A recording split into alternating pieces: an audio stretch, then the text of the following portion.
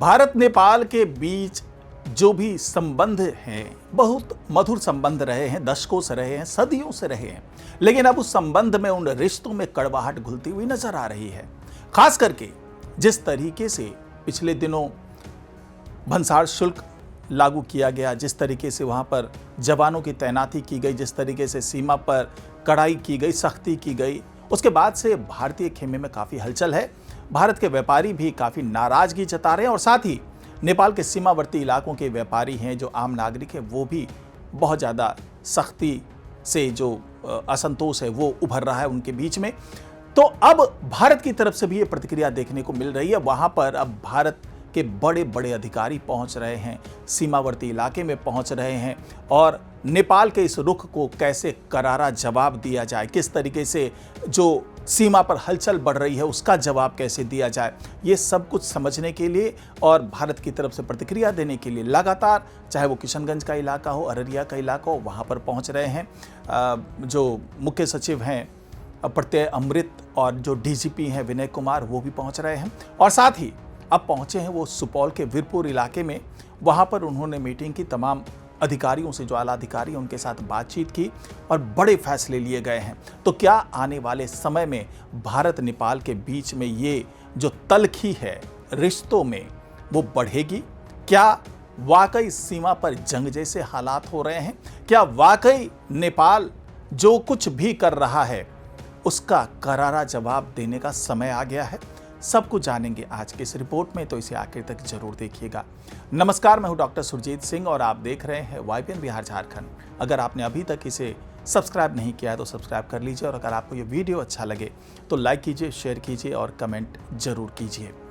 तो जी हाँ, भारत नेपाल की सीमा पे पहले जैसे हालात रहते थे अब वैसे हालात नहीं है।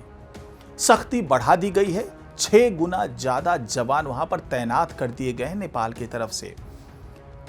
कई जगहों पर जो भारत के जो सीमा से लगे हुए इलाकों में जो एसएसबी के जवान हैं, एसएसबी के अधिकारी हैं, उनके साथ भी कई जगहों पर झड़प की खबर आई। कई जगहों पर दोनों के बीच में जो नेपाल के जवान हैं, जो भारत के जवान हैं, उनके बीच में रिश्ते थोड़े तल्ख होते नजर आए, तनाव जैसा माहौल बनता नजर आया और सबके पीछे जो बड़ा कारण, जो बड़ी वजह बताई गई वो थी नेपाल ने जिस तरीके से कदम उठाया है कस्टम ड्यूटी को लेकर के, भंसार शुल्क को लेकर के, जिस तरीके से बहुत ज़्यादा तनाव की स्थिति है भारत की तरफ से भी, नेपाल की तरफ से भी, क्योंकि भारत के कई वाहन को नेपाल ने जब्त कर लिया था और उसका अंजाम ये हुआ कि जब नेपाल से कई ट्रक आ रहे थे भारत में तो उसको रोक दिया गया। यहाँ के जो निवासी हैं, जो सीमावर्ती इलाके, उन्होंने उन ट्रकों को कब्जे में ले लिया।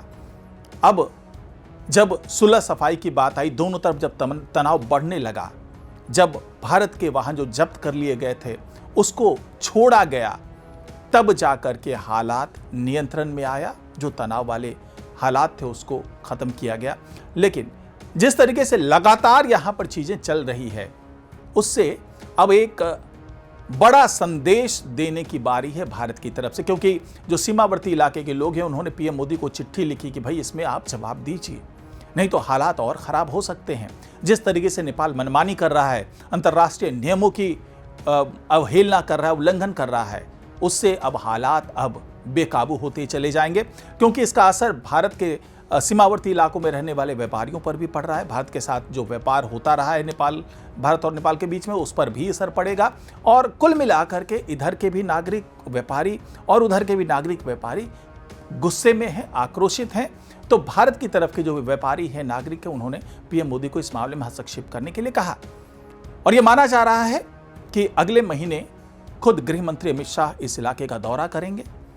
कई मुद्दों पर बातचीत होगी। इससे पहले लगातार बिहार सरकार के जो बड़े अधिकारी हैं, डीजीपी विनय कुमार हैं, जो मुख्य सचिव हैं प्रत्यय अमृत, ये लगातार दौरा कर रहे हैं। किशनगंज अररिया का दौरा किया था 2 दिन पहले, उसके बाद अब सुपौल के वीरपुर का दौरा किया, वहां पर हालात का जायजा लिया, अधिकारियों के साथ मीटिंग की। हालांकि सीधे सीधे ये बताने से परहेज कर रहे हैं कि वो मीटिंग क्यों कर रहे हैं। क्या वाकई जो हालात बन रहे हैं सीमा पर उसको काबू में करने की योजना है या फिर मामला कुछ और है?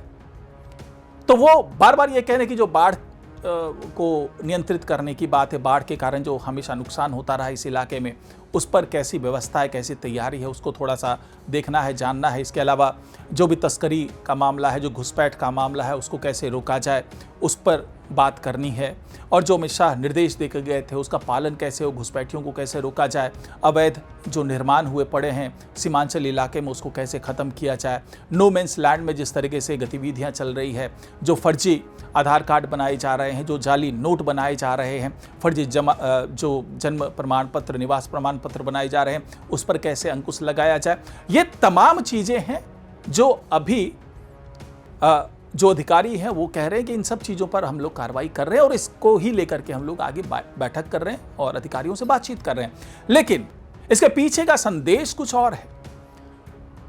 और दबे शब्दों में, दबी जुबान में जो नेपाल की राजनीतिक हो रही है, जो राजनीतिक गलियारे में चर्चा हो रही है, वो कुछ और हो रही है। लगभग 1 महीने का समय बीता है नई सरकार बनने। बालिन शाह प्रधानमंत्री बनते हैं, उनके साथ गृह मंत्री के तौर पे सुदन गुरुंग बनते हैं। दोनों के बीच में अच्छी बॉन्डिंग थी। दोनों ही ये युवा क्रांति, जो जेन जी वाली क्रांति हुई थी, उससे निकल करके आए हुए नेता थे। बालिन शाह ने प्रधानमंत्री बनते ही जो तमाम भंसार शुल्क से लेकर के भारतीय गाड़ी के नेपाल में पहुंचने पर शुल्क लगाने से लेकर हर वो कदम उठाया जो भारत के लोगों को नागवार गुजरा। परिणाम क्या हुआ? 1 महीने के अंदर आरोप लगे। श्रम मंत्री जो नए बने थे, महज 13 दिन बने हुए समय बीता था सरकार के, और श्रम मंत्री दीपक कुमार शाह को इस्तीफा देना पड़ा। आरोप अपने पद के दुरुपयोग का, पद का दुरुपयोग करके उन्होंने अपनी पत्नी को कहीं लाभ पहुंचाने की कोशिश की, उनको कोई पद दिलवाने की कोशिश की, यह आरोप लगा। उसके बाद दीपक कुमार शाह को इस्तीफा देना पड़ा। ये वो दौर था जब बालिन शाह ने नया ये शुरू किया था कि भाई भंसार शुल्क लगेगा, भारत के साथ जो भी व्यापार होगा उस पर सख्ती बरती जाएगी, वाहनों पर सख्ती बरती जाएगी। इसके 2-3 दिन के अंदर ये कांड हो जाता है।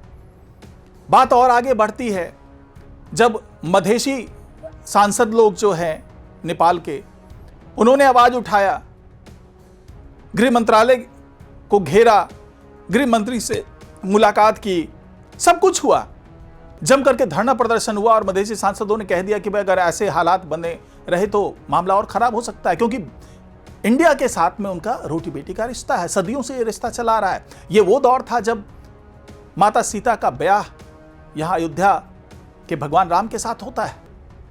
तो ये वो दौर है जबकि वहां से और तमाम ऐतिहासिक साक्ष्य है, सबूत हैं, जिसमें शादियां होती रही है। भारत नेपाल के बीच में जो रोटी बेटी का रिश्ता है वो बना हुआ, व्यापार से लेकर के शादी संस्कार सब कुछ चलता रहा है। यहाँ तक कि नेपाल के जो मधेसी लोग हैं वो भी भोजपुरी, मैथिली, अवधी बोलते हुए नजर आते हैं। जब इस तरीके का मेल है, सांस्कृतिक मेल है, आपस में इतना गहरा रिश्ता है, और वैसे में जो तमाम फैसले लिए गए बालिन शाह की तरफ से, उससे हालात तो बिगड़ने ही थे। और हालात ऐसे बन गए कि गृह मंत्री सुदन गुरुंग को भी इस्तीफा देना पड़ा। आरोप लगा कि उन्होंने मनी लॉन्ड्रिंग जैसी चीजों में उनकी संलिप्तता रही है, तो इन आरोपों के बाद उनको इस्तीफा देना पड़ता है। अब हालात तब और बिगड़ जाते हैं जब यह 30 अप्रैल से इनके संसद का सत्र चलना था, लेकिन संसद का सत्र चलने से पहले ही राष्ट्रपति ने सत्र को स्थगित कर दिया। आखिरकार ऐसी क्या बात हो गई भाई? बालिन शाह को ऐसा क्या लगा कि वो सारी चीजें स्थगित करनी पड़ रही है? तो नेपाल के राजनीतिक गलियारे में यह चर्चा है कि यह सब कुछ भारत के दबाव के कारण हो रहा है। भारत भले खामोश है, लेकिन जो राजनीतिक हस्तक्षेप है नेपाल में वो बड़े पैमाने पर हो रहा है। यानी कि अगर आप भारत को छेड़ेंगे तो जवाब तो मिलेगा। तो इस तरह की चर्चाएं हो रही है। हालांकि भारत की तरफ से साफ साफ कहा गया है कि ठीक है, वो अवैध तस्करी पर रोक लगाने के लिए, घुसपैठियों को रोकने के लिए अगर कोई कार्रवाई कर रहे हैं, भंसार शुल्क लगा रहे हैं, तो इसमें हमें कोई आपत्ति नहीं है। लेकिन जिस तरीके से दौरे हो रहे हैं, जिस तरीके से बिहार के मुख्य सचिव, डीजीपी बराबर उस इलाके में पहुंच रहे और लगातार रिपोर्ट दे रहे हैं अमित शाह को, तो उससे ये बात निकल करके सामने आ रही है कि जरूर पर्दे के पीछे कोई बड़ा खेल चल रहा है और नेपाल को बताया जा रहा है कि रिश्ता जितना मधुर रहे उतना ही बेहतर है। अगर आप रिश्ते में कड़वाहट घोलने की कोशिश करेंगे तो उसका माकूल जवाब भी आपको मिलेगा। ये संदेश है, छुपा संदेश है। भले जाहिर तौर पर ऐसा कुछ दिख नहीं रहा है, लेकिन ये जो दौरे हो रहे हैं उससे एक संदेश देने की कोशिश की जा रही है कि हालात अभी भी संभल सकते हैं, अभी भी समय है, सुधर जाइए, नहीं तो हमें सुधारना आता है। फिलहाल आज की रिपोर्ट में इतना ही। नमस्कार।